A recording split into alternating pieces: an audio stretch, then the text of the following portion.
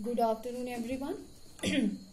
Today we will discuss Criminal Procedure Code 1973. So before discussing CRPC in detail, let's discuss how many types of laws are there.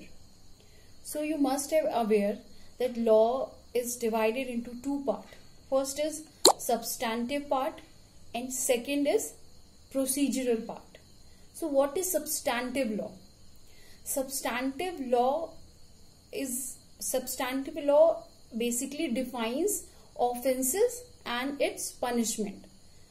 ठीक है, मतलब कौन से जो कृत्य हैं वो ऑफेंसेस में आते हैं और उनकी क्या पनिशमेंट होती है. ठीक है. सेकंड है procedural law. Procedural law basically is to administer the substantive law. Means procedural law defines the procedure to get justice, right? So substantive law includes IPC, contract, tort, property law, etc. And procedural law includes CRPC, CPC, evidence, etc. So CRPC is basically procedural law. Criminal law is basically both a procedural law and a substantive law. Like IPC is a criminal law, but this is a substantive law. And CRPC is also a criminal law and it is a procedural law, right? So now, what is the object of criminal law? So basically, object of criminal law is to secure the society against the criminals and against the lawbreakers, right? So our law of criminal procedure code is mainly contained in CRPC 1973, which has come into force on 1st April 1974. So this is Criminal Procedure Code 1973, which has come into force on 1st April 1974. What is the basic consideration we can say behind the formulation of Criminal Procedure Code 1973?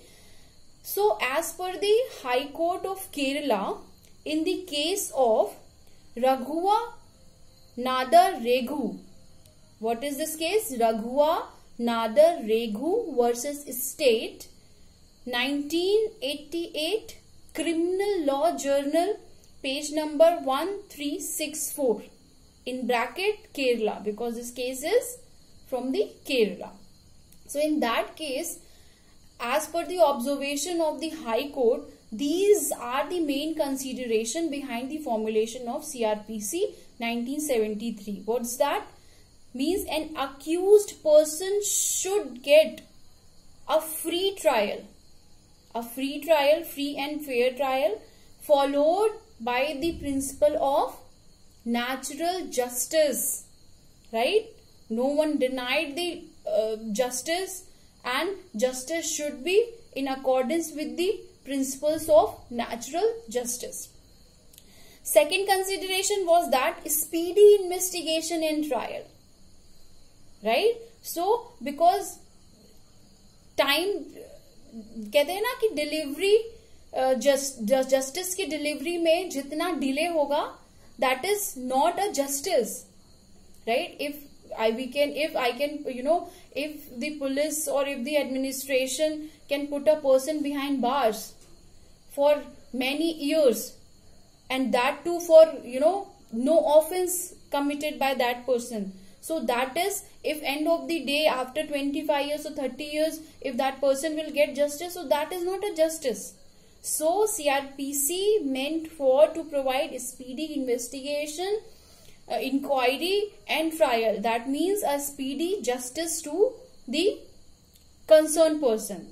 Next is to consider or to provide justice to the poorer of the to the poorer person, to the needy person, by providing them a free legal aid, by providing them good lawyers, So next is procedure should ensure fair deal to the poorer section of the community. So these were the three considerations behind the formulation of CRPC as per the Kerala High Court. Now let's move to the Act in detail. So first we'll discuss Section 1. Section 1, you all are aware that it always talks about short title, extent and commencement. So short title, you all know that it is Criminal Procedure Code 1973. Extent, of course, so CRPC 1973 is extend to all over India, right? And now it is applicable to Jammu and Kashmir from the date 31st October 2019. So after that repeal of 370 article from the constitution, it is applicable to the state of Jammu and Kashmir and Ladakh in retrospective effect. So all central laws will be effected in these union territories with retrospect effect, that is 31st October 2019. Provided that all the provisions other than chapter 8 बात करता है आपका security for keeping peace and maintain good behaviour. So chapter 8 जो बात करता है keeping peace and maintain good behaviour, chapter 10 जो की बात करता है maintenance of public order and tranquillity, chapter 11 जो बात करता है प्रिवेंशन ऑफ पब्लिक पीस. ठीक है, तो जो इनकी बात करता है चैप्टर आपके हो गए 8th, 10th और 11th. ये 3 चैप्टर्स के अलावा सीआरपीसी के और सारे जो प्रोविजंस हैं they are not applicable to these states. Which states? State of Nagaland and tribal areas and the other tribal areas. But these two are not absolute because the concerned state government by the notification allow the enforcement of all other provision except these 3 chapters are already enforced in these areas, but apart from these chapters all the provisions, on few of them provisions they can make enforceable in that areas by issuing a notification in that regard. So to the whole of a state or to the part of a state. So this is the exemption is not absolute. If the state government want, they can enforce these provisions by issuing a notification. ठीक है. Next is scope of the applicability of the code. So CRPC applicable in what? Investigation, right? Inquiry, trial of any offences under the IPC or under any other special law. ठीक है, under any other special law. But this is not, this is not an unduly rigid concept.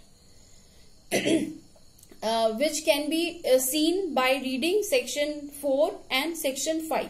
So section 4 बात करता है आपकी that all the offences under IPC and other special laws can be investigated, inquired into or trial by the provisions of CRPC. ठीक है, but all offences under other laws shall be investigated, inquired under the same provision. Right, समझे कि means IPC में जो offences हैं वो या other special जो इनैक्टमेंट्स हैं उनके भी जो ऑफेंसेस हैं वो सारे सीआरपीसी के प्रोविजन से ही डील किए जाएंगे. सब्जेक्ट क्या है? Subject to enactment of the time being in force the special law. Right, that if there is any special law which is dealt by the section 5. So section 5 says that in the absence of any specific provision to the contrary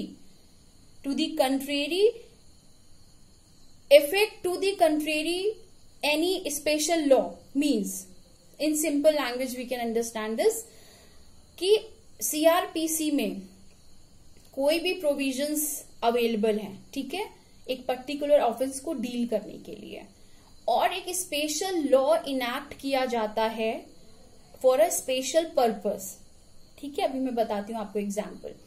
सो अगर उस special law के under कोई special provision mention किया हुआ है, तो फिर ये जो CRPC का आपका जो प्रोविजंस हैं वो उस पे अप्लाई नहीं करेंगे, means special law would prevail over the procedure of CRPC. Like in contempt proceedings, contempt of court proceedings, CRPC does not apply. In FEMA cases, FEMA is Foreign Exchange Regulation Act जो है 1973, उनके जो cases हैं उसमें भी special provision mention है, तो उसमें भी CRPC अप्लाई नहीं करेगा, ठीक है। इन एंटी करप्शन जो एक्ट है उसमें भी कुछ प्रोविजंस ऐसे मेंशन है जिसमें उन्होंने क्लियरली मेंशन कर दिया है कि anything contrary to these provisions under any other law, ठीक है। इसका इफ यू रिमेम्बर मैंने आपको इसकी डिटेल्स भी बताई थी जब पहले की क्लासेस में। Means any provision contrary to the any provision other than this law, मतलब कोई भी प्रोविजन इस प्रोसीजर का अगर किसी और लॉ में दिया हुआ है, और लॉ मीन CRPC में दिया हुआ है, तो CRPC के उस लॉ के ऊपर ये जो हमारा स्पेशल एक्ट है वो प्रिवेल करेगा। तो this is section 4 and section 5। Section 4 क्या कहता है? सेक्शन 4 कहता है ऑल दी ऑफेंसेस जो कि IPC और स्पेशल लॉ के अंडर में है, जिसमें स्पेशल मेंशन किया गया है कि these offences will be investigated, inquired into and tried by the procedure mentioned under the CRPC code, ठीक है, unless कि स्पेशल प्रोसीजर मेंशन नहीं है। और सेक्शन 5 कहता है कि अगर कोई स्पेशल लॉ या लोकल लॉ है, ठीक है, जिसमें स्पेशल प्रोविजन मेंशन किया हुआ है, तो फिर CRPC प्रिवेल नहीं करेगा, वो स्पेशल लॉ और लोकल लॉ जो है वो ही उसमें प्रिवेल करेगा। So this is all about section 4 and section 5। तो बेसिकली क्या है, देखिए ज्यूरिसडिक्शन जो होता है, जो ऑर्डिनरी क्रिमिनल कोड को है, किसके अंडर CRPC, वो तो हमेशा रहेगा। वो खत्म कब होगा? जबकि बाय द स्पेशल लॉ और स्पेशल इनैक्टमेंट से वो जो पावर्स हैं वो किसी स्पेशल कोर्ट या स्पेशल ट्राइब्यूनल को दे दी जाती हैं, तभी आपके CRPC के प्रोसीजर अप्लाई नहीं करते हैं। जो मेन जो जुडिशियल प्रोसेस है मजिस्ट्रेट का और ये सब, वो अप्लाई नहीं करता अदरवाइज, और सारे मैटर्स में CRPC का जो प्रोसीजर है वही फॉलो होता है, ठीक है। I think I made myself clear to you all. Now the next part is that how far this CRPC is exhaustive, right? मतलब बिकॉज क्या होता है कि जब हम कोई लॉ बनाते हैं, like if you can take example of our constitution as well, so आपको पता है कि हमने कितने सारे वर्ड के कॉन्स्टिट्यूशन पढ़े थे, कितना टाइम लगाया था, उसके बाद भी our constitution makers try to incorporate everything in the constitution of India. But होता है कि समय के साथ साथ जैसे सोशल जो सर्कमस्टेंसेस हैं वो बढ़ते हैं, तो सोशल नीड्स भी डेवलप होती हैं, उसी तरीके के अलग अलग डिमांड्स भी होती हैं। Like if will take example of right to life, so right to life in a one sentence we can say that living a life with a dignity is a fundamental right? But later on, as per the needs of the society, Supreme Court has added that right to food is a fundamental right to clean environment is a fundamental right to clean water is a fundamental right to livelihood is a fundamental right to shelter is a fundamental right. So like that, let's just leave it. So how far CRPC is exhaustive? So they have tried to incorporate everything, but if they lack something for providing justice, or for controlling the inferior courts, or for controlling the other authorities under CRPC. There is a section 482 of CRPC. So 482 CRPC talks about inherent power of the court. Means अगर court को लगता है ऐसा कि कुछ ऐसा है जो कि इस प्रोविजंस में सीआरपीसी के नहीं है, और जो कि जरूरी है अथॉरिटीज को कंट्रोल करने के लिए जो उनसे लोअर है, या जस्टिस प्रोवाइड करने के लिए, या चीजों को और बेटर तरीके से इम्प्लीमेंट करने के लिए, तो हाई कोर्ट में एप्लीकेशन दी जाती है under 482. If the court think that this is actually necessary to deliver justice, then court will consider your application. So this is basically all about object, extent and scope of the CRPC. Next class we'll discuss classification of criminal codes and their power. Okay, so don't forget to subscribe the channel and like it. Thank you.